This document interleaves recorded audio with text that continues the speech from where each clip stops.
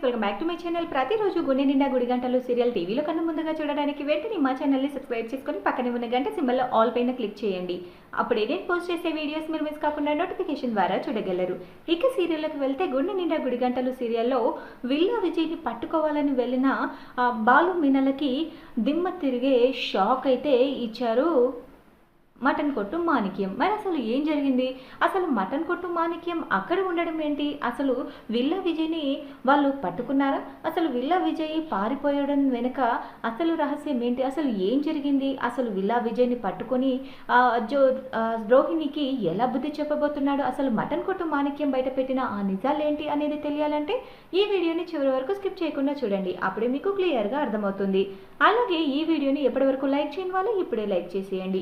ఇక సీరియల్లోకి వెళ్తే గుండె నిండా గుడి గంటలు సీరియల్లో వాళ్ళ నాన్న జీవితాంతం కష్టపడి సంపాదించిన ఆ డబ్బుని ఆ విల్లా విజయ్ ఈజీగా కొట్టుకుపోయాడని, వాడిని ఎలాగైనా వెతికి పట్టుకోవాలని బాలు మీనా చాలా కష్టపడి వెతుకుతూ ఉంటారు. అందుకోసం అసలు ఒక సీరియల్ యాక్టర్ని కలిసి ఆ సీరియల్ యాక్టర్ ద్వారా అసలు ఆ విల్లా విజయ్కి తనకి ఏంటి సంబంధం, అసలు ఆ విల్లా విజయ్ ఎక్కడుంటాడో కనుక్కొని ఆ ఏరియాకి వెళ్ళి వెతుకుతూ ఉంటారు బాలు ఇంకా మీనా. అయితే ఆ సీరియల్ యాక్టర్ చెప్పిన దాని ప్రకారం విల్లా విజయ్ ధవళేశ్వరంలో ఉంటాడని, ఆ ధవళేశ్వరంకి వెళ్తే అతని వివరాలు ఏదైనా తెలుస్తాయని చెప్పడంతో వెంటనే బాలు మీనా ఇద్దరు కూడా వెళ్ళి ధవళేశ్వరంలో వెతుకుతూ ఉండగా అలాగే విల్లా విజయ్ కనిపిస్తాడు. విల్లా విజయ్ కనిపించిన తర్వాత అతన్ని పట్టుకొని నిలదీస్తూ ఉండగానే అంతలోనే మనోజ్ ఫోన్ చేయడంతో మనోజ్తో మాట్లాడుతున్న కాస్త సమయంలో ఆ విల్లా విజయ్ అయితే తప్పించుకొని పారిపోతాడు. అయితే విల్లా విజయ్ తప్పించుకొని పారిపోయాడు. వీడి దరిద్రం ఏంటి మీనా ఇలా ఉంది? అసలు మనోజ్ గారు ఫోన్ చేసి ఆ 30 రూపాయల కోసం 30 లక్షలు పోగొట్టుకున్న వాడి దగ్గర ఇలా అసలు వాడు తప్పించుకోవడానికి కారణమయ్యాడు చూడు. నాకు అది చూస్తుంటేనే అసలు జాలేస్తుంది. అసలు వాడి దరిద్రం ఏంటో నాకేమీ అర్థం కావట్లేదు మీనా. అయినా వాడు ఎక్కడికి వెళ్తాడు? ఇక్కడే ఎక్కడో ఉంటాడు, మనం ఖచ్చితంగా వెతుకుదాం పదా అని చెప్పేసి వెతుకుతూ ఉంటారు. అలా వెతుకుతున్న సమయంలో కూడా మొత్తం అంతా వెతికిన తర్వాత విల్లా విజయ్ అసలు ఆ విల్లా విజయ్ ఇంకా ఈ మటన్ కొట్టు మాణిక్యం ఇద్దరు కూడా కలిసి మాట్లాడుతూ ఉంటాడు. ఇదేంటి విల్లా విజయ్ మటన్ కొట్టు మాణిక్యంతో మాట్లాడుతున్నాడు అంటూ వాళ్ళని వెతుకుతున్న సమయంలో తనకి మీనాకి వాళ్ళు కనిపిస్తూ ఉంటారు. అదేంటండి, అతను రోహిణి వాళ్ళ మామయ్య కదా, ఆయన ఎక్కడో వేరే దేశంలో ఉండాలి కదా, అదేంటి అసలు ఇక్కడున్నారు, అసలు వాళ్ళతో మాట్లాడుతున్నారండి, వాళ్ళకి మటన్ కొట్టు ఇతనికి ఏంటి సంబంధం అంటూ అనగానే అసలు రోహిణి వాళ్ళ మామయ్య కదా, నేను ముందటి నుంచి చెప్తున్నాను మీనా, ఆ పార్లర్ అమ్మ ఏదో దాస్తుంది, పార్లర్ అమ్మ చాలా పెద్ద రహస్యాన్ని దాస్తుంది. అసలు వీరు ఇక్కడ ఉండడం వెనుక నాకు చాలా అనుమానం ఉంది. అసలు మనకు ఆ ఊరికి వచ్చినప్పుడే నాకు అర్థమైంది, వీడు మటన్ అని మటన్ గురించే మాట్లాడుతున్నాడు. అసలు మటన్ కొట్టు ఏమైనా నడిపిస్తున్నాడేమో అని నాకు చాలా పెద్ద అనుమానం ఉంది. అయినా వాడు వీడితో మాట్లాడడం ఏంటి? వీడికి వాడికి సంబంధం ఏంటి? వాళ్ళు అసలు ఎందుకు మాట్లాడుతున్నారు?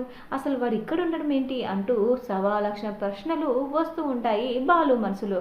అబ్బా వదిలేయండి, అయినా మనకి క్వశ్చన్స్ అన్నీ కాదు, ముందు వాళ్ళు తప్పించుకుంటే మనము అసలు పట్టుకోలేము. వాళ్ళు కానీ ఈ ఊరు దాటి వెళ్ళిపోయారంటే వాళ్ళని పట్టుకోవడం చాలా కష్టం అవుతుంది. వాళ్ళు ఎక్కడున్నారో తెలుసుకోవడం కూడా మన వల్ల కాదు. అప్పుడు మనం మన డబ్బుల్ని వసూలు చేసుకోలేము. మామయ్య గారి కష్టం అంతా వృధా అయిపోతుంది. ముందు ఈ క్వశ్చన్స్ అన్ని తర్వాత, ముందు ఆ ముగ్గురిని పట్టుకుందాం పదండి అని చెప్పేసి వీళ్ళిద్దరూ కలిసి వెళ్తూ ఉంటారు. అయితే బాలుని మీనాని అబ్జర్వ్ చేయని వాళ్ళు మటన్ కొట్టు మాణిక్యంతో మాట్లాడుతూ ఉంటారు. వాళ్ళతో మాట్లాడుతూ ఉండగానే అన్నయ్య, నేను ఒక పని చేసి ఇరుక్కుపోయాను, నన్ను నువ్వే కాపాడాలి అంటూ ఆ విల్లా విజయ్ మటన్ కొట్టు మాణిక్యంతో మాట్లాడుతుంటాడు. ఏంటి నువ్వు ఇరుక్కుపోయావా, ఏం చేసావురా అంటూ అనగానే ఏం లేదన్నయ్య అంటూ మాట్లాడుతూ ఉంటారు. అన్నయ్య అంటే వీడు ఇక్కడ మాట్లాడుతున్నాడు అంటే అంటే రోహిణి పార్లర్ అమ్మ చెప్పిందంతా కూడా అబద్ధం అనమాట అనగానే ఇంకా అబద్ధం అంటారేంటండి? ముందు వాళ్ళని పట్టుకొని 4 నిలదీసి వాళ్ళని కట్టేసి మరీ మాట్లాడండి, అప్పుడు కానీ వీళ్ళకి బుద్ధి రాదు. అసలు రోహిణి ఆడుతున్న నాటకాలు కూడా బయటపడతాయి.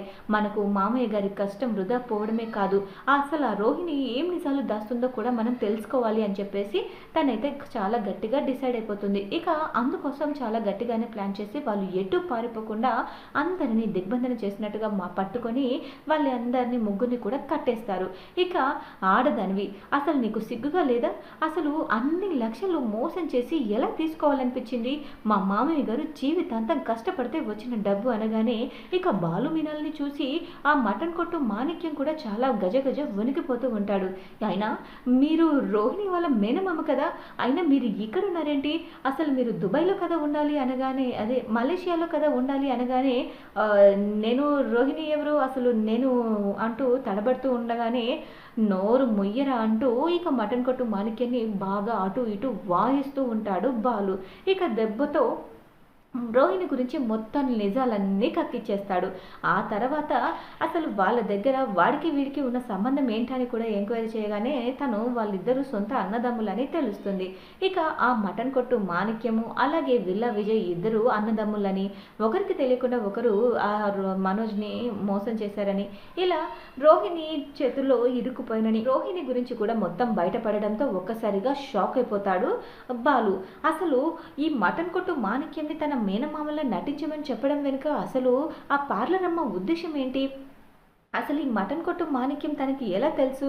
అసలు ఏదో జరుగుతుంది మీనా, పార్లర్ అమ్మ చాలా విషయాలు దాస్తుంది. అసలు ఆ మటన్ కొట్టు మాణిక్యం అంటూ అనగానే, ఏమండి ఆ మటన్ కొట్టు మాణిక్యం గురించి పక్కన పెట్టండి, ఈ విషయాలన్నీ చెప్పాలంటే, ఈ విషయాల మీద అన్నిటి మీద క్లారిటీ రావాలంటే మనం వెంటనే ఈ మాణిక్యంని ఇంటికి తీసుకువెళ్ళాలి. అప్పుడే మనకు తెలిసిందంతా, అసలు ఇదంతా మనకు పూసకొచ్చినట్టు క్లియర్గా అర్థమవుతుంది. ఆ రోహిణి చేతే అందరి ముందు నిజం బయట పెట్టించాలి, లేదంటే మనం తన మీద ఏదో నిందలు వేస్తున్నాం అనుకుంటుంది. అసలు ఎందుకు అలా అబద్ధం చెప్పాల్సి వచ్చిందో కూడా కనుక్కుందాం. అలాగే ఆ 30 లక్షలు వీళ్ళ దగ్గర వసూలు చేసి వీళ్ళని పోలీసులకు అప్పగిస్తే ఇలాంటి వాళ్ళు ఇంకొకసారి వేరే వాళ్ళని మోసం చేయకుండా ఉంటారు. పైసా పైసా పోగేసి ఎంతో కష్టపడి రక్తం చిందించి మరీ సంపాదించుకున్న వాళ్ళు ఉంటారు. ఆ డబ్బు మీద ఎంతో ఆశలు పెట్టుకున్న వాళ్ళు ఉంటారు.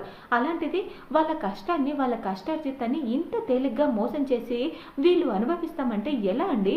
అందుకనే ఇలాంటి వాళ్ళకి బుద్ధి రావాలంటే మనం పోలీసులకి అప్పగించాల్సిందే అంటూ పోలీసులను పిలిపించి అప్పగించి ఆ 30 లక్షలు కాస్త వసూలు చేసుకుంటారు. అలాగే మటన్ కొట్టు మాణిక్యాన్ని మెడపట్టుకొని పట్టుకొచ్చి రోహిణికి అలాగే వాళ్ళ నాన్న కాళ్ళ మీద పడేస్తారు. ఇక రోహిణికైతే చెమటలు పట్టేస్తాయి.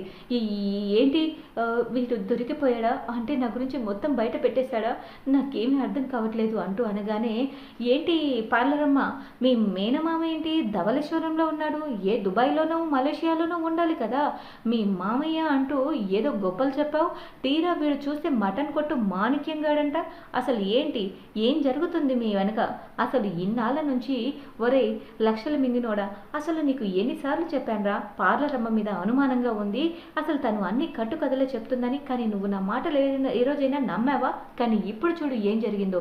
ఇప్పుడు చూసావా, మటన్ కొట్టు మాణిక్యంని ఎవరినో తీసుకువచ్చి తన మేనమామని అబద్ధాలు చెప్పింది. ఇన్నాళ్ళు నాకు తెలిసి ఆ గుణగాడి దగ్గర ఆ మోసం అప్పు చేసింది కూడా ఇలా అందరికీ డబ్బులు ఇవ్వడానికేనేమో. నాకు తెలిసి తన వెనుక ఏదో పెద్ద కథ నడుస్తుంది. తను మన దగ్గర చాలా విషయాలు దాస్తుంది. నువ్వు ఇప్పటికైనా కళ్ళు తెచ్చుకొని తన గురించి పూర్తిగా తెలుసుకోకపోతే నిండా మునిగిపోతావురా, నీ జీవితం నాశనం అవుతుందిరా లక్షలు మింగినోడా అంటూ చాలా గట్టిగా తిట్టేస్తాడు. ఏంటి రోహిణి, అసలు మీ మామయ్యని పట్టుకొని వాడు అన్ని మాటలు అంటుంటే నువ్వు ఏమి మాట్లాడవేంటి అనగానే, ఏం మాట్లాడమంటావు మనోజ్, నేను ఏం చెప్పాలి అంటే మనిషిని పోలిన మనుషులు చాలా మంది ఉంటారు కదా అనగానే, అవునా మనిషిని పోలిన మనుషులు ఉంటారా? అయితే ఈ మటన్ కొట్టు మాణిక్యం ఎందుకు నన్ను చూసి అలా భయపడి పారిపోయాడు? అసలు నాకు రోహిణికి ఏ సంబంధం లేదు అని ఎందుకు చెప్పాడు అంటూ అనగానే, చెప్తాడో ఈ వీడు నా జీవితాన్ని నా కొంప ముంచడానికే వచ్చాడు అంటూ అనగానే, ఏం జరుగుతుందిరా అసలు నాకేం అర్థం కావట్లేదు అంటూ సత్యం అడుగుతాడు. నేను అన్నీ చెప్తాను నాన్న, అసలు చెప్పాల్సింది నేను కాదు నాన్న, అన్ని విషయాలు బయట పెట్టాల్సింది ఈ రోహిణి, ఈ పార్లర్ అమ్మే అంటూ అనగానే, ఏం జరుగుతుందిరా అనగానే, ఏంటి లక్షావతి అదే లక్షలు మింగినోడి తల్లి, అసలు నీ వల్లే ఇదంతా జరిగింది. అసలు నువ్వు మీ పుట్టింటి నుంచి డబ్బులు తీసుకురా అంటూ ఉంటే ఈ పార్లర్ అమ్మ ఏం చేయాలో తెలియక ఎవరినో తీసుకొచ్చి నా మేనమామ అని చెప్పింది. నా మేనమామ డబ్బులు ఇచ్చాడు, మా నాన్న డబ్బులు పంపించాడు అని చెప్పేసి ఆ రౌడీ గాడి దగ్గర అప్పు చేసింది. ఆ రౌడీ గాడేమో మా మీద పగ తీర్చుకోవడం కోసం రోహిణిని అడ్డు పెట్టుకున్నాడు అంటూ ఇక చాలా చాలా చెప్పేసి అదంతా కూడా తనకు అర్థమైన విషయం అంతా కూడా అందరికీ చెప్పేలా చేసి ఇక ప్రభావతికి చాలా కోపంతో రగిలిపోతుంది. మళ్ళీ రోహిణి చెంప చెల్లు మనిపిస్తుంది. ఈసారి రోహిణి దగ్గరికి వెళ్ళినందుకు మనోజ్ చెంప కూడా చెల్లు మనిపిస్తుంది. అసలు నీకు బుద్ధుందారా? నువ్వు అసలు మొగుడివేనా? అసలు నీ పిల్లం ఏం చేస్తుందో కూడా తెలుసుకోలేనంత బెరుబడివి ఎలా ఉన్నావురా అసలు అంటూ అనగానే, వాడిని అలా తయారు చేసింది నువ్వే కదా ప్రభా, అసలు దీనంతటికీ నువ్వే కారణం. అసలు ఆ అమ్మ ఏంటి, ఎవరు, ఎక్కడి నుంచి వచ్చిందని ఏమి తెలుసుకోకుండా తను చెప్పిందని తన మాటను నమ్మి మాత్రమే నువ్వు పెళ్లి చేశావు. అసలు తన జీవితం వెనుక ఎలాంటి రహస్యాలు ఉన్నాయో ఇప్పటికీ తను నోరు విప్పి చెప్పట్లేదంటే తన జీవితం ఏదో పెద్ద రహస్యం అని అనిపిస్తుంది. చూడమ్మ రోహిణి, నీ మీద చేయి చేసుకోవడం తప్పని నేను మీ అత్తయ్యకి చెప్పాను, కానీ ఈ విషయంలో మాత్రం తప్పని నేను చెప్పలేను. ఎందుకంటే నువ్వు మా దగ్గర ఇప్పటికీ చాలా విషయాలు దాస్తున్నావని అర్థమైన తర్వాత, మమ్మల్ని, మా కుటుంబాన్ని, నా కొడుకుని మోసం చేస్తున్నావని తెలిసిన తర్వాత నిన్ను కొట్టడంలో తప్పు లేదని నేను చెప్తాను. ఎందుకంటే ఈ విషయంలో పూర్తిగా నా సపోర్టు మీ అత్తయ్యకే ఉంటుంది అనగానే, ఇక అది కాదు మామయ్య గారు నేను చెప్పేది అంటూ అనగానే, ఏం చెప్తావు పార్లరమ్మ, ఇంకో అబద్ధం చెప్తావా అంటూ బాలు కూడా గట్టిగా నిలదీస్తాడు. ఇక చూడాలి మరి ఈ దెబ్బతో రోహిణి బండారం బయటపడబోతుందా? రోహిణి అన్ని నిజాలు బయటపెట్టి తనకి పెళ్ళయిందని, ఇదివరకే పెళ్ళయిందని, ఒక కొడుకు ఉన్నాడని, చింటూ ఎవరో కాదు తన కొడుకే అని, మలేషియాలో తనకు ఎటువంటి ఆస్తులు లేవని, తనకు తండ్రి లేడని, తల్లి మాత్రమే ఉందని అన్ని నిజాలు ఒప్పుకొని అందరి ముందు క్షమించమని వేడుకుంటుందా, లేక అదే అబద్ధాన్ని కంటిన్యూ చేస్తుందా అనేది తెలియాలంటే తర్వాత ఎపిసోడ్ వరకు వేచి చూడాల్సిందే. ఈ వీడియో కనుక మీకు నచ్చినట్లయితే లైక్ చేసి షేర్ చేయండి. మా ఛానల్లోని మరెన్నో లేటెస్ట్ అప్డేట్స్ కోసం వెంటనే మా ఛానల్ని సబ్స్క్రైబ్ చేసుకొని పక్కనే ఉన్న గంట సింబల్లో ఆల్ పైన క్లిక్ చేయండి. అప్పుడు నేను పోస్ట్ చేసే లేటెస్ట్ అప్డేట్స్ వీడియోస్ మీరు మిస్ కాకుండా నోటిఫికేషన్ ద్వారా చూడగలరు. Thanks for watching my video.